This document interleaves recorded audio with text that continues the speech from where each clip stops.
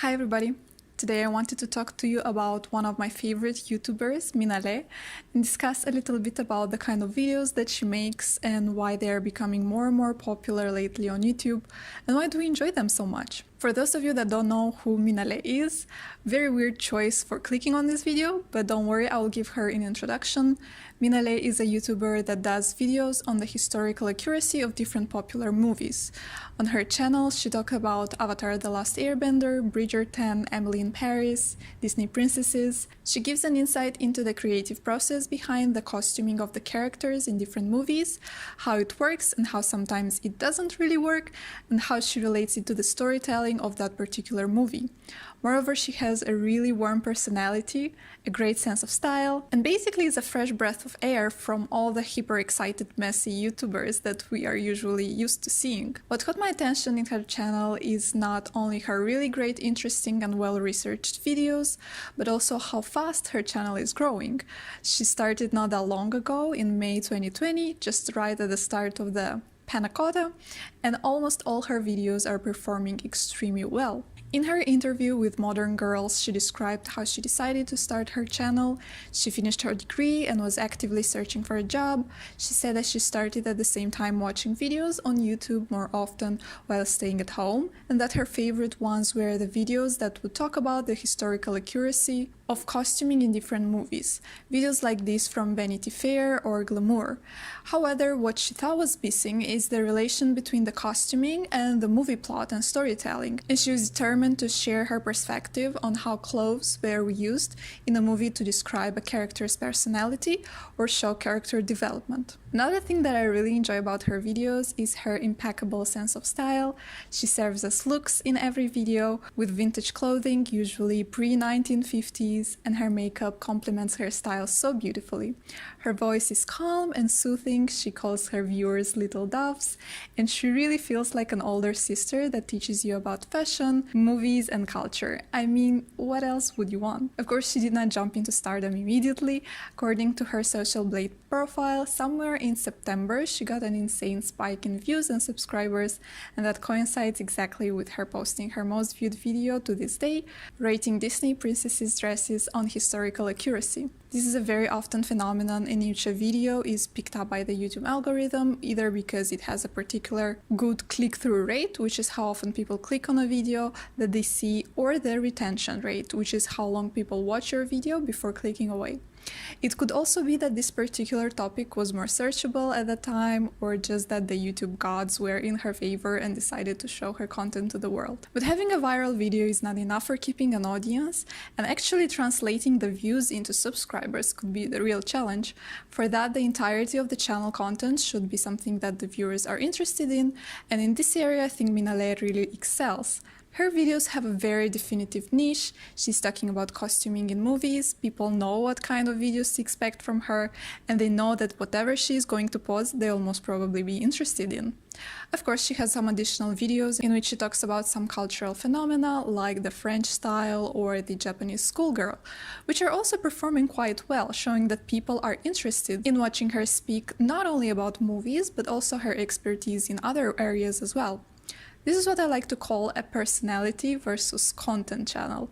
On YouTube, sometimes you find some content channels that are really specific to a niche. Their videos are information dense, and you watch them because you want to learn something, not necessarily because you want to watch that specific person talk. The niches can vary a lot, from financing, baking, tea channels, and in this case, costuming in movies. Other channels, however, don't follow such a strict filtering of their content, and people are more attracted to them because of the personality of the YouTuber, the so-called lifestyle YouTuber. When watching their videos, you don't expect something specific. You can watch them vlog while traveling, doing errands, studying. You can watch them talk about their life, their experiences, their favorite books or movies, because at the end of the day, you are interested in the person and not necessarily on the topic that they want to choose in that particular video. Of course, ideally, you would want to have a combination of both, in which people are interested in the information that you want to present, but also like your personality.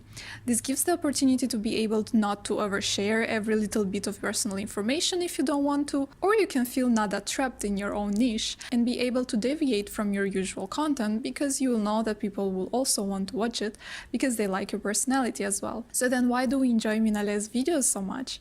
Is she a content or personality YouTuber, or is her channel a little bit of both? In a nutshell, YouTube as a platform and its content is very unique because when watching a YouTube video, it really feels like you're talking to an old friend that either catches up with you, tells you something that they learned recently, shares their passions, or just spends time with you, like watching a movie together, doing crafts, or even eating or studying. However much YouTube will try to fool themselves that they will become the new television in the future, the truth is that people come on YouTube not to watch overly produced and professional kind of shows.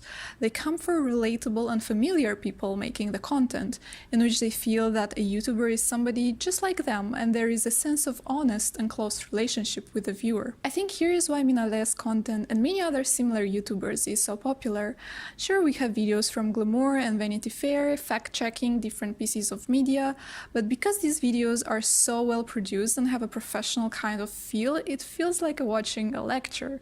While if you look at independent creators' videos, there is a completely different atmosphere. Here it feels like watching a close friend of yours talk to you about one of their passions, something they are genuinely interested in. Minale is also very vocal about different important issues like representation of people of color in media, the misogyny in the movie and fashion industry, and sustainability.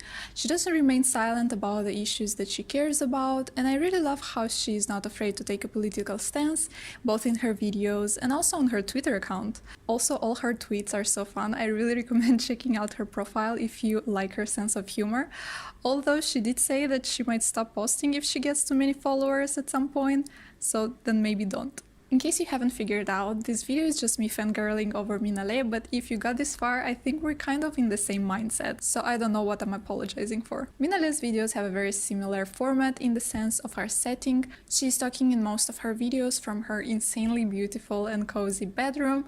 Most of the time you would see other YouTubers make videos from their bedroom as well, sitting either on the bed or even on the floor, to emphasize how informal this video will be. This also conveys a sense of coziness and familiarity.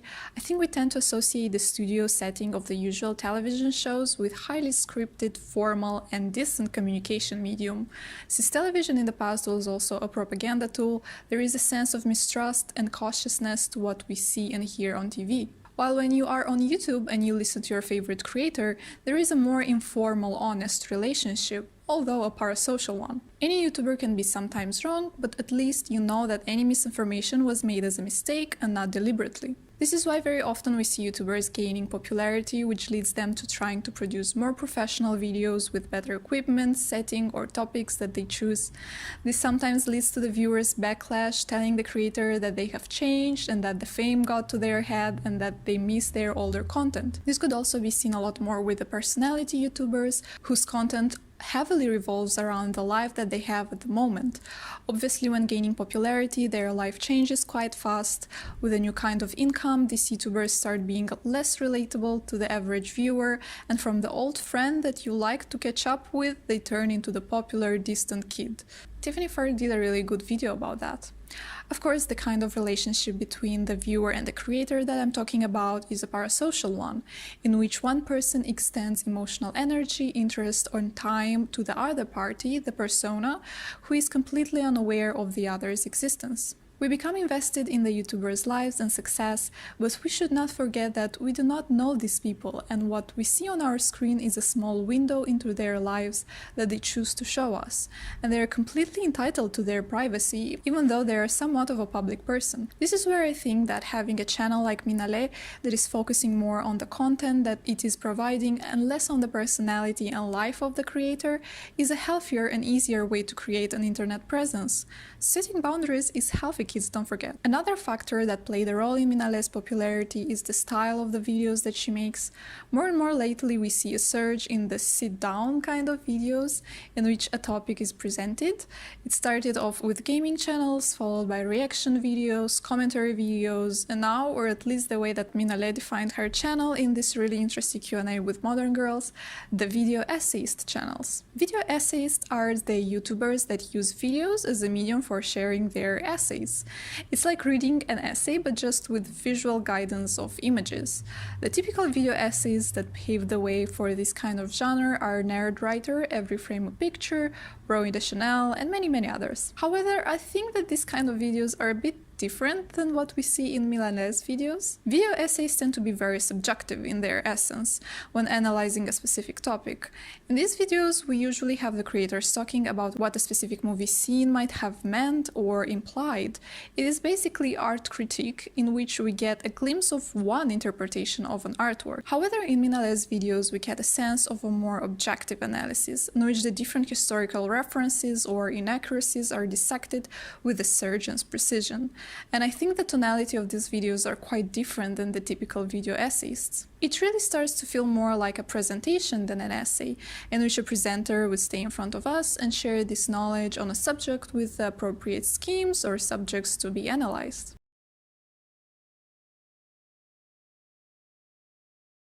I was trying really hard to find a good classification of the YouTube content creators, but unfortunately all that you can find on the internet is quite an old classification, more on the topic of the content and less on the style of the video. Like dividing videos into cooking, beauty, travel, but not on how the camera was used or the kind of way the information was presented in the video. Of course, the styles of YouTube videos are constantly evolving.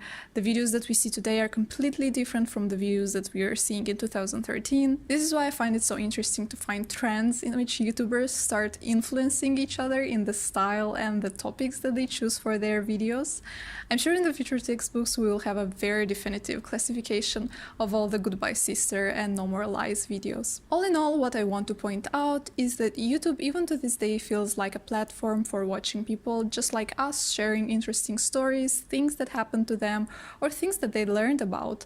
There is definitely a new wave of YouTubers that are becoming popular, like Minale, in the place of older, more problematic YouTubers that we kind of just put up with from the beginning of existence of YouTube. I'm very excited to see new faces, and I definitely enjoy watching videos from new creators that put a big emphasis on researching their topics that they talk about and make you feel that you actually learned something at the end of the video. And that leads me to this end of the video. Hope you enjoyed it. What kind of YouTube creators do you enjoy watching? Is it for the content or is it for their personality?